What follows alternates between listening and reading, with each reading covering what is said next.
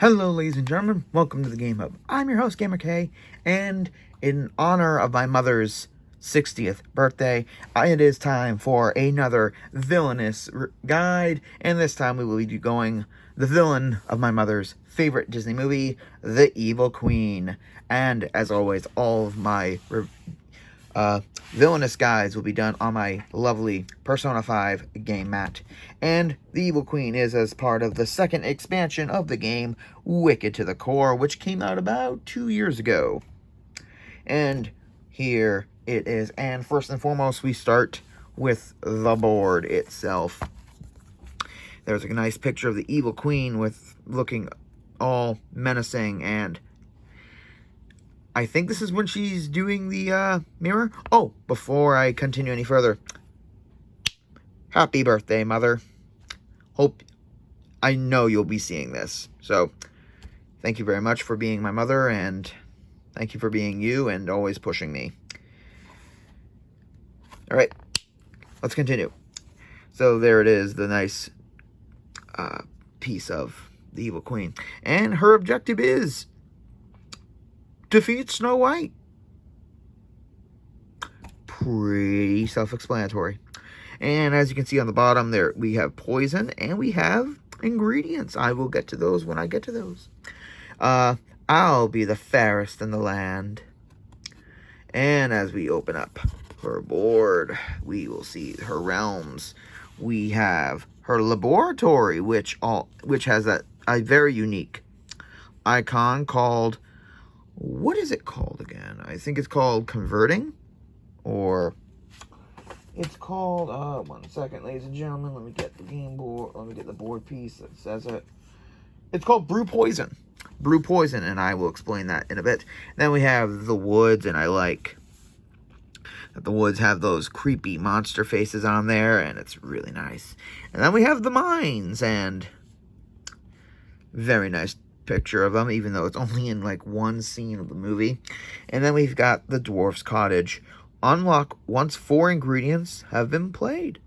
And as you can see, this is one of those examples of when a character when a lock token is placed at the beginning of the game, and once you've played at least one of every single ingredient, it will unlock. And then we look at the game piece of the Evil Queen, and it's done in a very nice, dark, like the rest of the board, nice dark purple, translucent. And if you can see, there's the dagger with the heart right there, right on the collar, with the robe, the high collar, her little crown.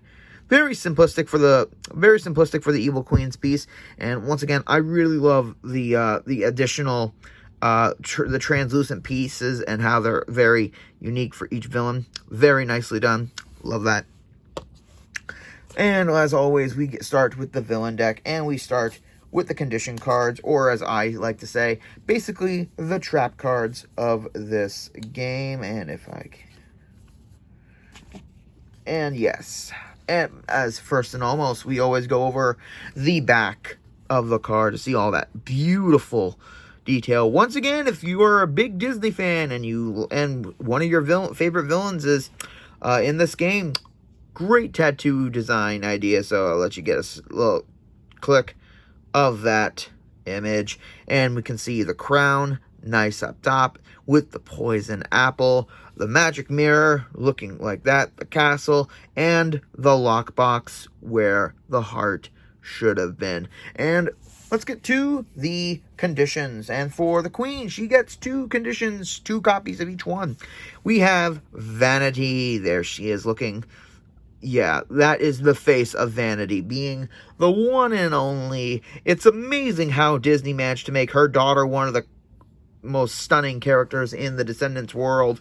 During your opponent's turn, if another player has 2 or more items in their realm, you may play Vanity. Reveal the top 3 cards of your deck, discard them, and return the rest to the top of the deck in any order. And we also have Jealousy.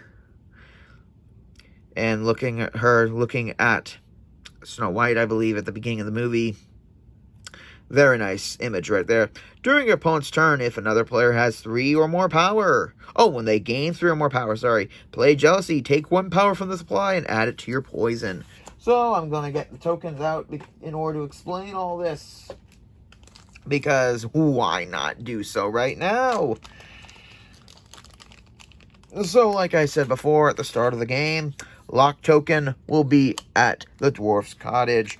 And in order for the Evil Queen to defeat characters, because she has no vanquish actions, you will need to convert any power that you obtain throughout the game, and by going to the brew poison icon, you may convert some of your power into poison, and then when you play a certain card, you will be spending that in order to defeat a character. I will get onto that as I get onto it. And now for all the items in the Evil Queen's deck. First, we have 2 copies of magic tomes. There's her various books. Let's see. We've got alchemy. We have the arts. We have, what does that say? Alchemy, which has the balance. Okay, I can't see these cards very well. We've got witchcraft. We got black magic. We got disguises. We got sorcery. And we've got poison. I cannot read these through this. So tomes have the activate ability, so only when you go to a spot with activate on it may you use the ability. Look at the top 4 cards of your deck, put 1 into your hand, and discard the rest. So this is a good way of getting access to your ingredients. And that is another, much like Hades,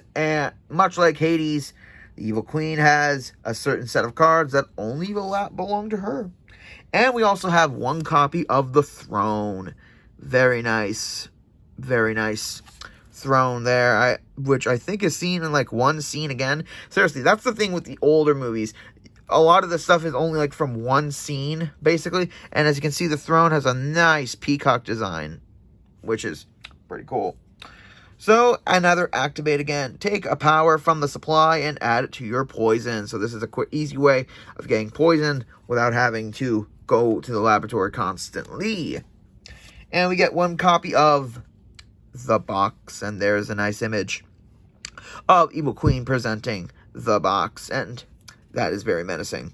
And again, another activate ability. Gain 1 power for every hero in your discard pile.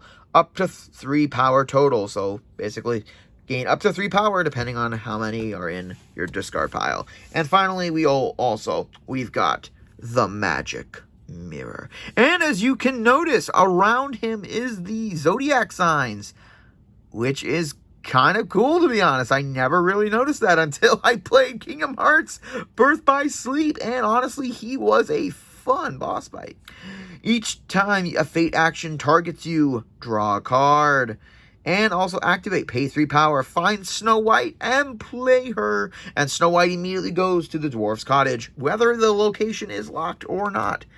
And also, because I normally do the effects first, and then the allies, but because, if you all remember from the movie, she only has 1 ally, and that is the Huntsman. And I really like this little image of him being menacing in the shadows with the said dagger.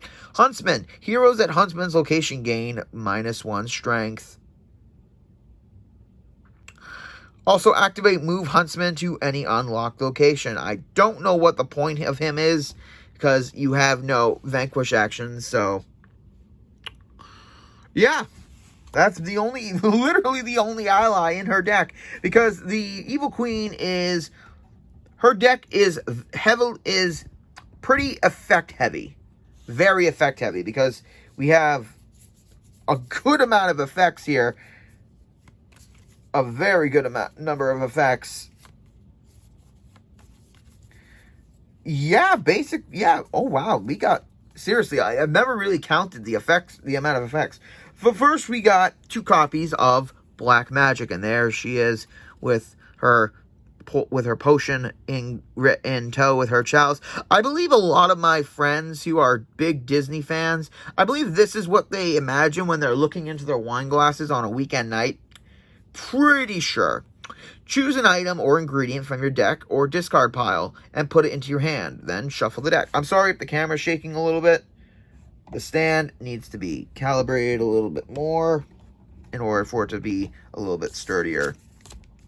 And then we get 3 copies of Alfexia. And there's the image of her as the old hag toppling that boulder. Is it bad that she was killed by sheer luck by a lightning bolt? And then along came Zeus. Wrong movie, but people have been doing that joke for a couple months now, so I figured, why not? If I can get the GIF in there, I will definitely try. So, 3 copies of Alfexia. On this turn, you may perform actions that are covered by a hero at your location. So basically, like any other game, any other level villain, whatever is covered, and you're at the location, you may perform those actions. Next, we've got 2 copies of Thunderbolt. And as you can see, there is a question mark above it.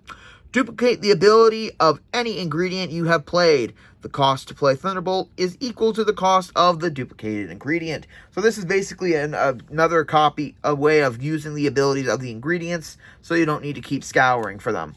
And we get 5 copies of Take a Bite.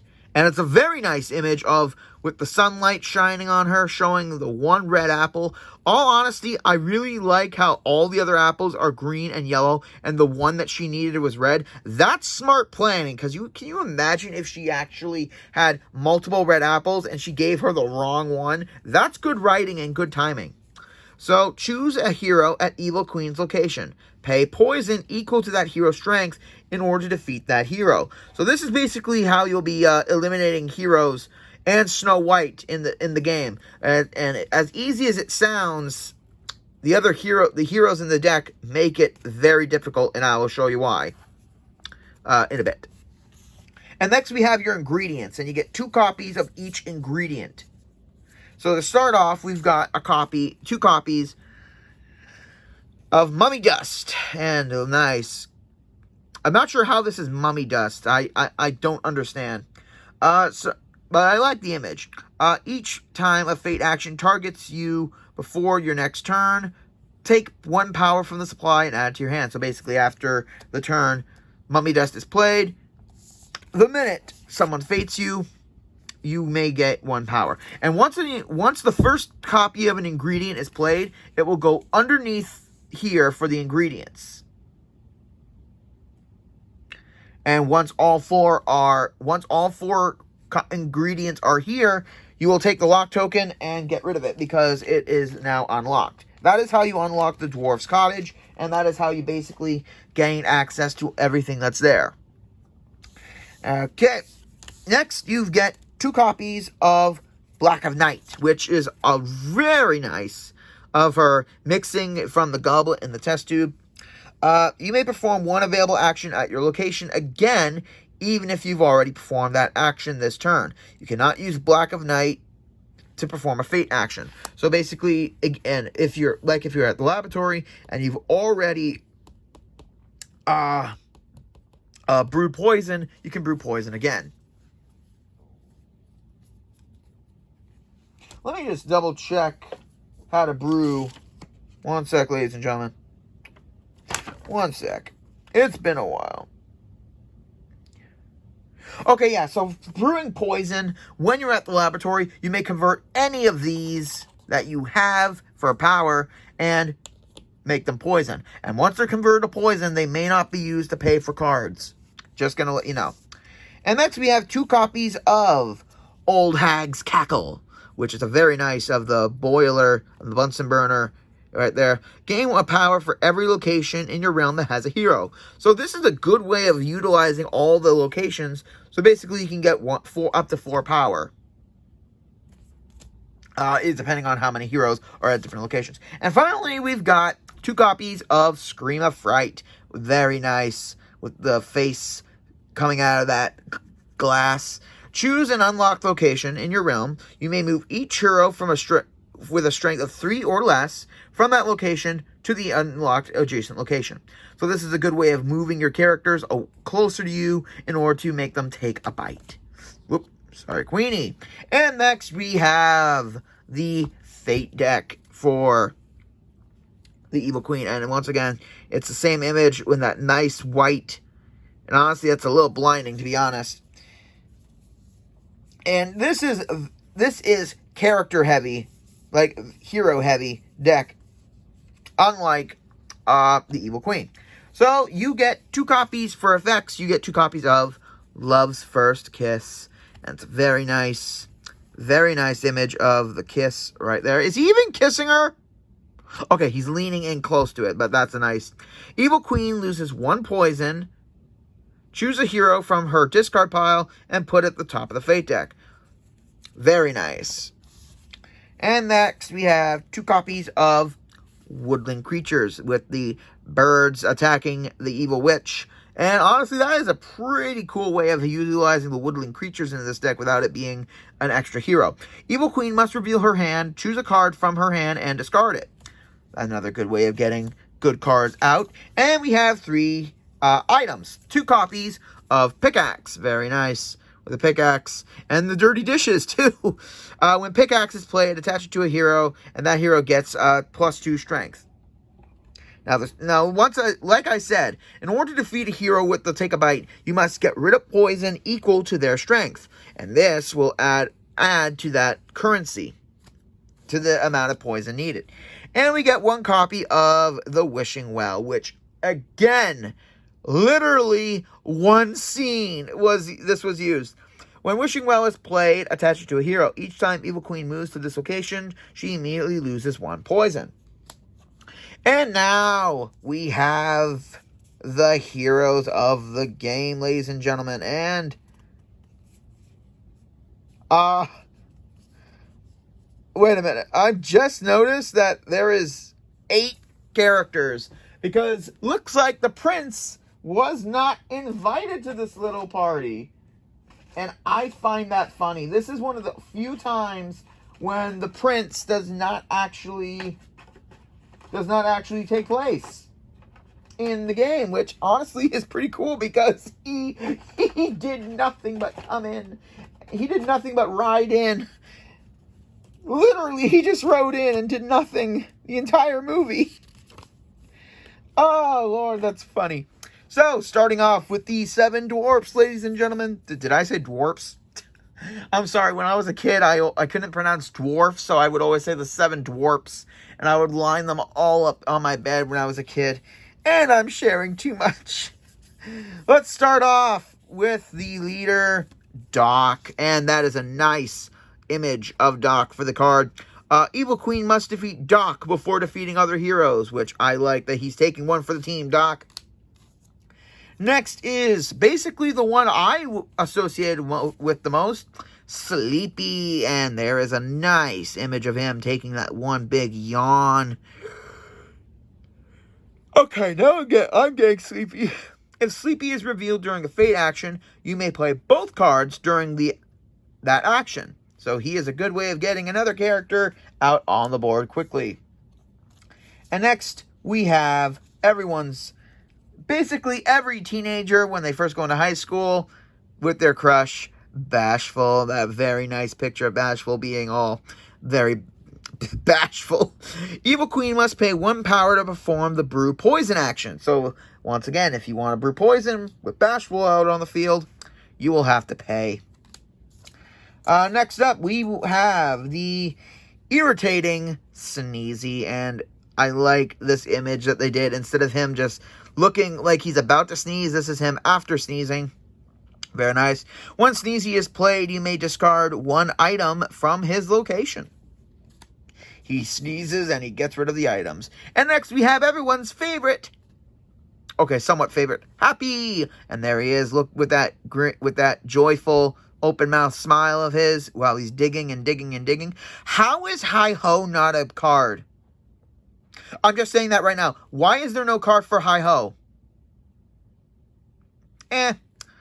When Happy is played, Evil Queen loses poison equal to the number of heroes in her realm. So make sure he's the only one out, because as long as he's happy, you're not. Next, we've got Grumpy. Very nice picture of him there. And Grumpy gets +1 strength for if there are no heroes at his location. So he gets stronger and needs more poison to beat him. And then we get the lovable Dopey, my mom's absolute favorite dwarf.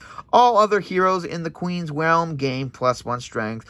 Dopey being so thoughtful. And then we have the one that started it all, the lovely Snow White.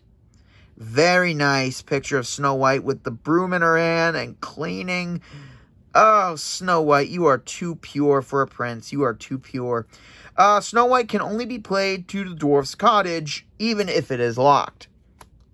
But, as I've noticed, at the laboratory, there is a move heroes icon, so you will be able to move her closer to you, so you will, again, be able to get her poisoned quicker.